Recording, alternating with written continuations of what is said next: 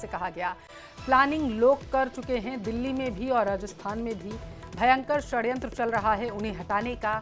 वह समझ ही नहीं पा रहे हैं कि बार बार उन्हें समझा रहे हैं। पहली बार एक नए नौजवान को चार्ज मिला है, पहली बार एमएलए बने और मुख्यमंत्री बन गया। कितनी बड़ी बात है, इनको मेंटेन रखें। ये बार बार बदलने से आखिर क्या फायदा है? सुनिए क्या कुछ कहा उन्होंने।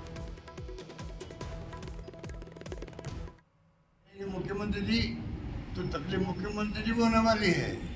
अभी से इनके खिलाफ में इनकी पार्टी के लोग लग चुके हैं, दिल्ली में भी और राजस्थान के अंदर भयंकर षड्यंत्र चल रहा है इनको हटाने का। ये समझ नहीं पा रहे हैं। हम बार बार इनको समझा रहे हैं कि भाई नया एक नौजवान को चांस मिला है, पहली बार एमएलए बने मुख्यमंत्री बन जाए, कितनी बड़ी बात है। इनको मेंटेन रखें, ये बार बार बदलने का क्या फ़ायदा। तो ये हम तो इनके इंटरेस्ट में बता रहे हैं कि प्रदेश के अंदर जो हालात है बहुत गंभीर है, जनता त्राहिमाम कर रही है। ज्यादा जानकारी लेंगे संवाददाता चंद्रशेखर हमारे साथ जोधपुर से टेलीफोन लाइन पर संवाददाता जुड़ चुके हैं। चंद्रशेखर, वाद विवाद का सिलसिला रुकने का नाम नहीं ले रहा है। पहले सीएम ने बयान दिया और अब पूर्व सीएम का यहाँ पर कटाक्ष देखने को मिला है। देखिए, आज पूर्व मुख्यमंत्री अशोक गहलोत जोधपुर दौरे पर रहे। 5 दिवसीय प्रवास पर जोधपुर है और आज उन्होंने सर्किट हाउस पर जो है जन सुनवाई की। इस दौरान पत्रकारों से बात करते हुए उन्होंने इस बात का जवाब दिया कि जैसा कि बयान आया था कि 1.5 साल का कार्यकाल जो 5 साल के कार्यकाल से ज्यादा है, उस पर उन्होंने कहा कि मैं मुख्यमंत्री के हिम्मत की दाद देता हूं, ऐसी बात कहने के लिए हिम्मत चाहिए। इसके अलावा उन्होंने राजनीति खेलते हुए एक नया तुरुप तरीका चला और उन्होंने एक नया सकूफा छोड़ा है कि मुख्यमंत्री को बदलने की जो है साजिश जो है राजस्थान और दिल्ली में चल रही है। बार बार मैं उन्हें समझा रहा हूं। उन्होंने कहा कि एक युवा जो पहली बार विधायक बने और मुख्यमंत्री बन गए तो उन्हें स्थायी रखना चाहिए। कहीं ना कहीं उन्होंने यहाँ पर एक बड़ी राजनीति खेलने का जो अपने गृह जिले से प्रयास किया है। और साथ ही उन्होंने जो आपातकाल को लेकर ये बात कही है कि जब आपातकाल लगा था उस बात को 50 साल हो गए हैं, इंदिरा गांधी उसका परिणाम भुगत चुकी है, वो चुनाव हार चुकी है। और उन्होंने ये भी कहा कि जो इंदिरा गांधी ने इस बात को स्वीकार किया कि ये हमसे गलती हुई है, लेकिन कहीं ना कहीं ये उनका कहना है कि भारतीय जनता पार्टी के पास कोई स्वतंत्रता सेनानी नहीं थे, तो अब इस निशाबंदियों को जो है वो अपना स्वतंत्रता सेनानी घोषित कर रहे हैं।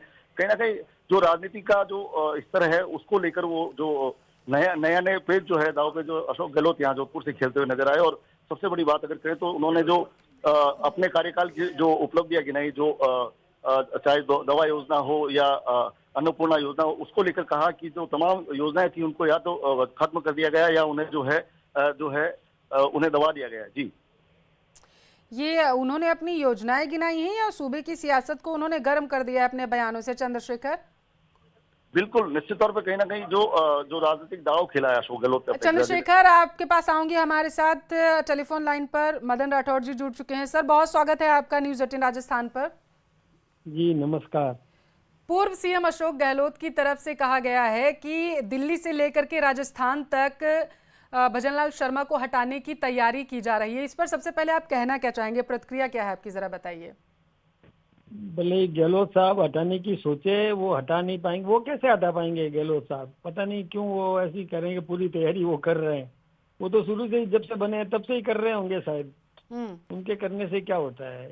हमारी पार्टी सुदृढ़ है और हमारे यहाँ भजनलाल जी मजबूत है, जन सेवक है, अच्छे काम कर रहे हैं, ये रहेंगे, सेवा करते रहेंगे नियमित रूप से। अच्छे मुख्यमंत्री हैं, अच्छा काम किया है, अभी जनहित के कई निर्णय किए हैं, चाहे रोजगार की दिशा में हो, राइजिंग राजस्थान हो, ERCP हो, बिजली के मामले में आत्मनिर्भरता की बात हो, या जैसे नौकरियां लगाने का मामला हो, किसानों को समृद्ध करने की दिशा में हो।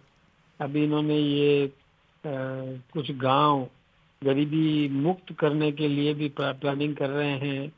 इधर ये वंदे गंगा जो ये अभियान इन्होंने चलाया है, सारे काम बहुत अच्छे हो रहे हैं। और कांग्रेस खुश है। लगातार बीजेपी पर यह आरोप लगाती रहती है कि वो अपने सीएम को कार्यकाल पूरा करने नहीं देते हैं। हालिया अगर कुछ सालों की बात करें तो चाहे उत्तर प्रदेश की बात हो, वहां पर भी सियासी गलियारों में खूब चर्चाएं उठी थी, हालांकि वो सार्थक नहीं हो पाई। लेकिन उत्तराखंड से लेकर के लगातार ऐसी तस्वीरें देखी गई हैं और यही आरोप लगातार कांग्रेस लगाती रहती है बीजेपी पर। देखिए, हमारी सरकार स्थिर है। हमारे चाहे उत्तर प्रदेश आपने जिक्र किया, तो योगी जी मजबूती के साथ काम कर रहे हैं। और हमारे यहाँ 2 टेन्योर हुए, वसुंधरा जी ने भी पूरा कार्यकाल किया था, भजनलाल जी भी बहुत अच्छा काम कर रहे हैं, पूरा टेन्योर भी करेंगे।